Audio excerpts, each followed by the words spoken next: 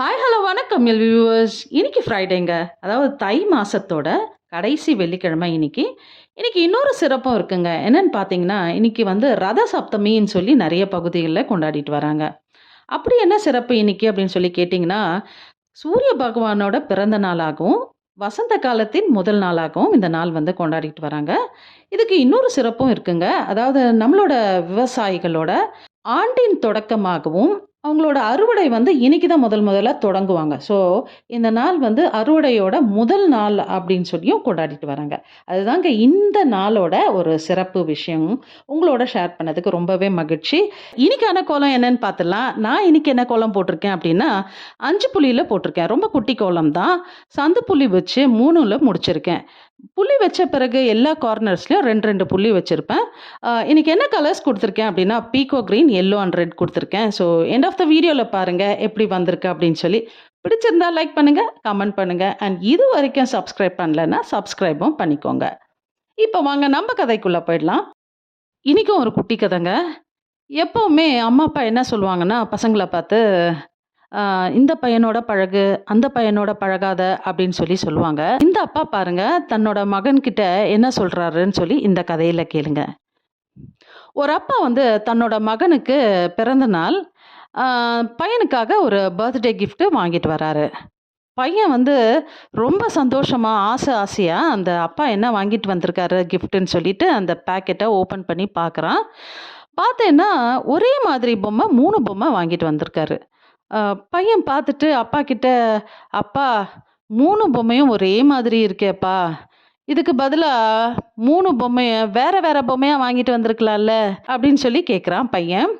அப்பா சிரிச்சுட்டு, "இல்லப்பா, இது வேற வேற பொம்மை தான்" அப்படின்னு சொல்லி சொல்றாரு. பையன் மறுபடியும் ஒத்துக்கல அந்த பொம்மைய பார்த்து. "இல்லப்பா, ஒரே மாதிரி தானப்பா இருக்கு" அப்படின்னு சொல்லி கேட்குறான். அதுக்கு மறுபடியும் அப்பா, "அது பார்க்க தான்ப்பா ஒரே மாதிரி இருக்கும். ஆனா பொம்மை வேற விதமான பொம்மை தான் 3மே" அப்படின்னு சொல்லி சொல்றாரு. "இரு, நான் உனக்கு எப்படின்னு சொல்லி சொல்றேன்" அப்படின்னு சொல்லி அத விளக்க ஸ்டார்ட் பண்றாரு. ஃபர்ஸ்ட்டு ஒரு பொம்மைய எடுக்குறாரு. அந்த பொம்மையோட காதுல ஒரு கம்பிய விட்டு எடுக்குறாரு.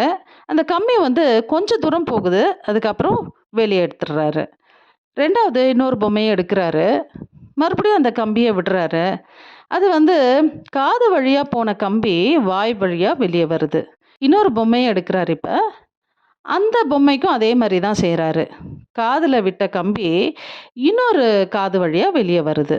"இந்த 3 பொம்மைகளுமே உன்னோட நண்பர்கள் மாதிரிப்பா." பையனுக்கு ஒண்ணுமே புரியல கொஞ்ச நேரத்துக்கு.